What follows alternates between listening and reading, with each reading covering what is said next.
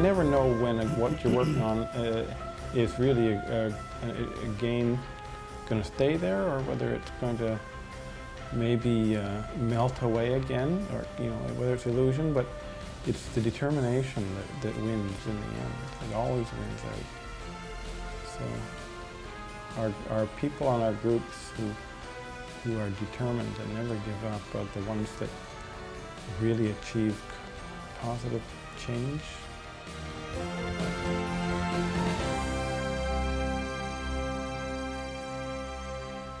Hello and welcome to DNET, the Disability Network. I'm Susan Pettit-Crossman. Today's documentary is the story of one person's struggle after having become disabled to rejoin the community as an active contributing member. Ian Parker became disabled as a result of a diving accident in 1974.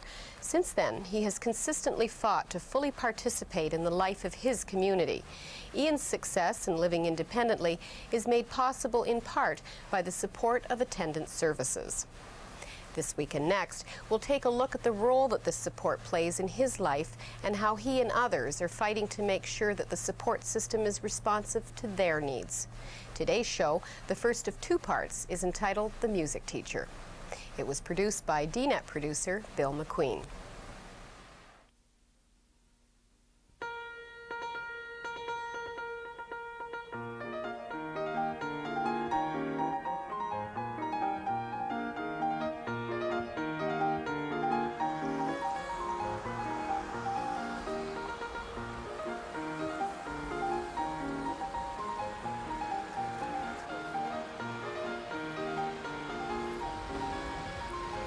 I began teaching piano again just a few years ago with a young pupil about Stephen's age.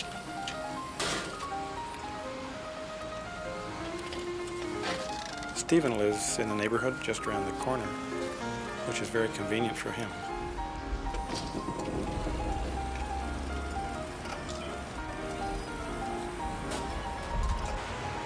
This week he's been working on some pretty difficult rhythmic pieces for a beginner. Wonder how he's done with it.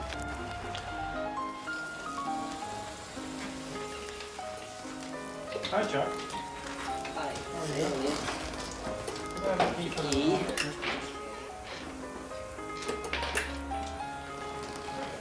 That's the rest of it. Thanks a lot. Would you open the door, please? Thanks very much. Super. See you later. Yeah. Take care.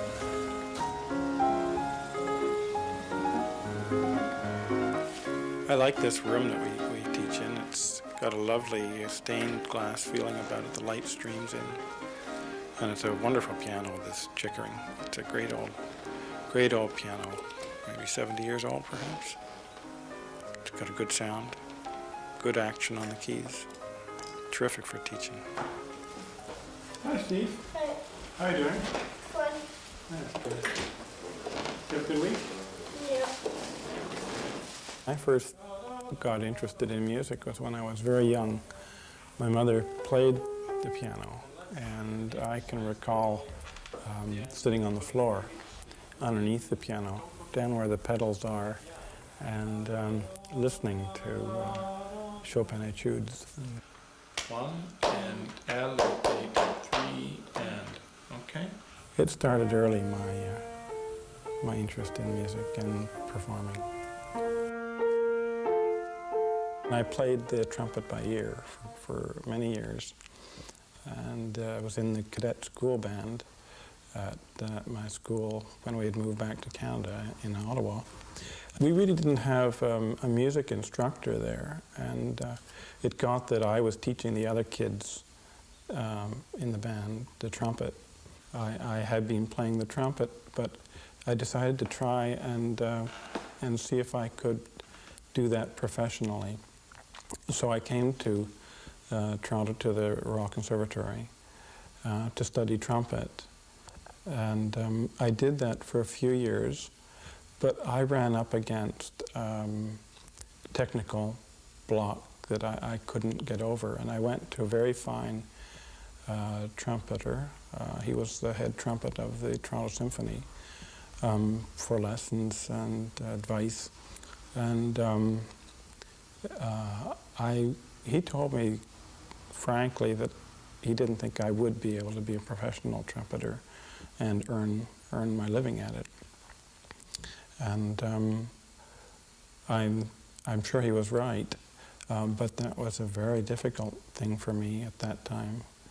And maybe it's one of the kinds of shattering things that prepares you for another kind of shattering thing that may happen in life.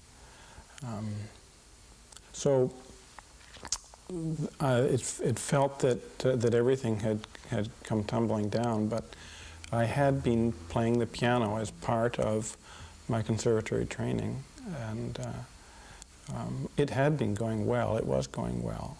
So I just poured all my energy into that. Another shattering experience in my life is something that really changed enormously my life, and that was the accident that I had in 1974 at the age of 27. I had been teaching as a student teacher at the conservatory piano for 2 years to that date, and in the summertime I was on a little canoe trip. I dived into a lake and hit the bottom. It was a very shallow lake. I didn't realize that at the time. And that I broke my neck doing that, and I'm paralyzed from that accident. 1, 2, good. Now do the second half. 3 and 1, 3 and a 1. 3 and 1, 2, 3 and 1.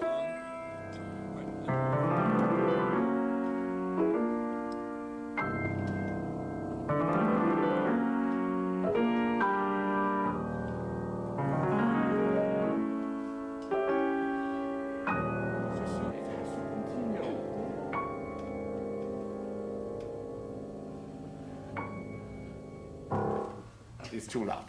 Pianissimo, but with very difficult. We have to have ideal piano to do that. Thank you. After my accident, I was in hospital for a year. I knew that I wanted to be doing as many things as I could have done before I was disabled. To be as independent and to be as active in the same way that I had been before. Hi, Hi. how are you? All right. How are you doing? I'm well, thanks. Could you help me find your book, please? I expect so. I was wondering what we have in the way of biographies of Rebel. While the counselors were all for me going to university, they wanted me to go and undertake psychological testing to see what I was good at. See if I can find it. It's narrow, isn't it? And I point blank refused and said, I know what it is I want to do. It doesn't matter what you find I might be good at. I know what I want to do. And So that motivation for me is more important than finding out something else. So I knew I wanted to do music.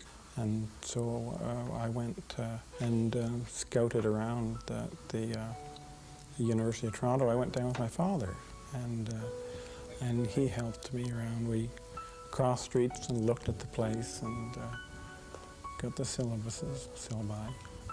I went to University of Toronto as soon as I could from the hospital to undertake a degree in musicology, music history. And so that's how I embarked on music history. The ramp took quite a lot of work to get the wheels rolling. Bureaucracies move slowly, and again, it was with the professor's help and me. We kept bugging them, and it took years. And then after that, before it was built, we formed a group called Access U of T. And that was a group of disabled students and professors too, of a range of disabilities. Some people had hearing impairments and some blind. And we got the university to adopt an official plan to make itself accessible. And that's when things started rolling at U of T. And it was after that that this ramp was actually completed. The building of this ramp and the planning for it was part of what started the ball rolling for U of T being accessible. But the real thing was getting an organized group of disabled people together.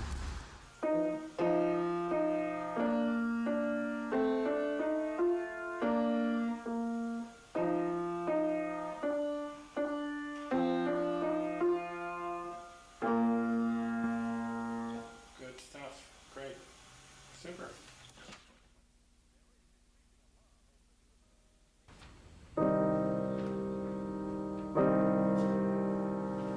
It took a long time to complete my degree at U of T. I did it part-time. I was advised by my counselor not to try and take a full load. And for me, I think that was pretty good advice. I know some people do it full tilt, and my hats off to them. But I did have a lot to contend with and learn how to do differently in the community in a wheelchair, and it was a manual wheelchair at that time, and without having any help from an attendant at school. You know, I was reliant on the goodwill of people to help me there. I wanted to say how important my family's been to me. When I was first injured, it was a blow to my parents and my family. And you know, I guess we only think about, often we think about how the disability is a problem just to me, something that I have to cope with. But everybody who loves me has to cope with it too. And when it happens to me, it happens to them at the same time. And sometimes maybe it's even harder on parents than it is on the person. At least it's harder in a different way anyway. But they were there for me all the time. My dad did a lot of helping me out. And before I was driving, but I had a van before I was driving, he'd come all the way down from the country in his own car and drive me up to the farm in the country in my van and drive me back down and then go back in his van. You know, I mean, that's pretty great. So he died 3 years ago. And 1, 2, just stop after that. 1, 2, good. Now The accident that I had, it caused me a big detour away from music for quite a while. 2.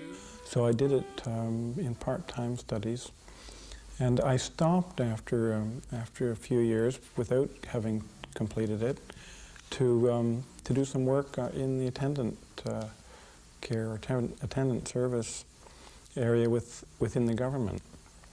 And I worked on a study on attendant service needs across Ontario for the Ministry of Community and Social Services for a year. And then I plugged into the International Year of Disabled Persons in 1981. And that was a wonderful, broadening experience for me in terms of the whole disability movement and how there were so many other kinds of disabilities that were included under this whole umbrella. And that my little claim to fame there was that I dreamt up the slogan for the year of Label Us Able. We put it all together to make this point. Consider what we can do. Label us able.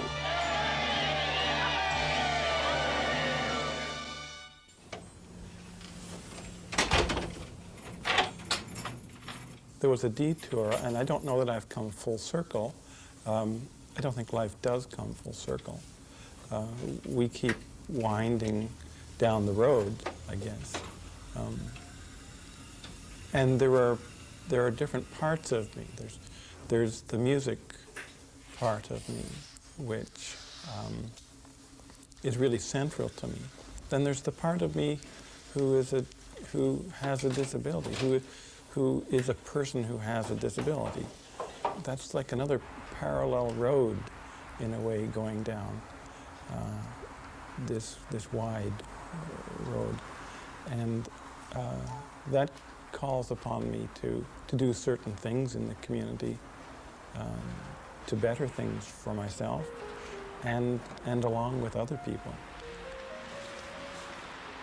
There are so many people you see on the streets now who have disabilities. Our society is getting so much better. At least people are out. Many people are out. Years ago, everybody was institutionalized, and the misguided effort to provide care for people in settings where they could be all cared for worked totally in reverse. It was imprisoning people and cleansing society of the presence and appearance of people in their midst with disabilities. That's winding down gradually. So our society is changing.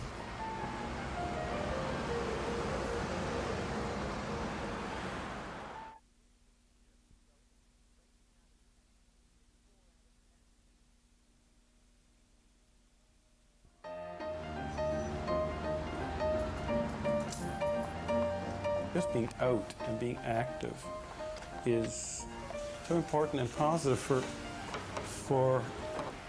everybody concerned, and that when you give a smile and you get a smile back, I mean, you can tell a patronizing smile a mile away, and you don't get that very often. Most people out there are good, and treat me nicely and well, and because I think I expect to be treated that way. Why shouldn't I? And so I try and act on that expectation. I think you need a wake-up call in the morning, because you're getting here later and later every week. Well, let's do the best we can. That's why I'm here. That's why I pay me the big dollars. $5 enough? Yeah, unless you want to put in $6 for $2. Yeah, you like that, right? Yeah. Done. Some bananas and some apples would be great. Bananas, gone. Gone? How about some Macintosh apples here? That can be done. All right. Well, we all need, I mean, everybody needs the availability of a wide range of services. We're all interdependent in our society.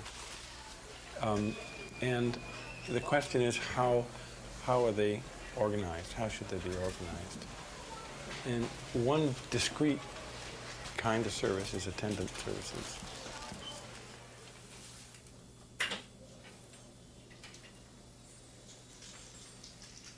Hi. Shahid? Oh, it's Ian. I'm just back with some groceries. Do you think you could give me a hand to put them away and do a few other things? Thanks. Okay, see you in a minute. What it provides me with is someone who will work with me directing. I want to make a stew, so I've got some stuff for a stew, and after we can use the crock pot. Just quite big pieces. Yeah, bigger. And that person does two kind of different things. We can mix it all up afterwards that are related. One, they help me with maintaining my body, basically, that everybody does for themselves normally. Yeah, can we just take the sweater off? Sure, thanks. All those kinds of things that what we like to say are taken for granted. I mean, it's just basic maintenance of life. Great. The other thing that they do is they help me, this person or persons help me do things in whatever environment I happen to be in, whether it's at home or if I'm somewhere else. Do you want to just turn it on, please? There's nothing complicated about it. And there's nothing health-oriented about it. It's not someone who cares for me. I care for myself. I look after myself with somebody else's help. physically to do what I don't physically do. Attendants don't need, for me, any special training. When we started, and still do, we look for people who have a good attitude and who accept you as you are, rather than someone who comes from a medical or health background, because that kind of background gets in the way. They come in thinking that they know the answers and they know how to look after you, they know what you want. Thanks. Yeah, can you wash the other, wash that side, and we'll put the other side down. Direct funding's not for everybody, that's for darn sure. There are a lot of people who just simply don't want the headache of being an employer. What we've always said is that we need a range of options for people at different points in their lives, or for different people, simply to meet different needs. People's ideas are gradually changing, and direct funding is gradually dawning on a growing number of people as a really effective solution for the future, to give people the control over their own situations.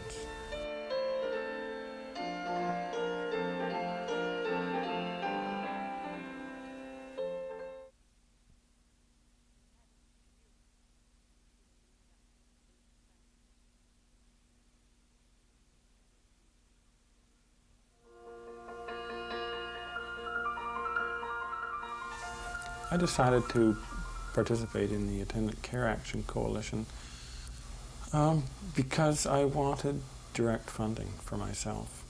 I wanted the benefits. I wanted to be able to move. I like this area, and I like my little apartment, but it's not very big for me.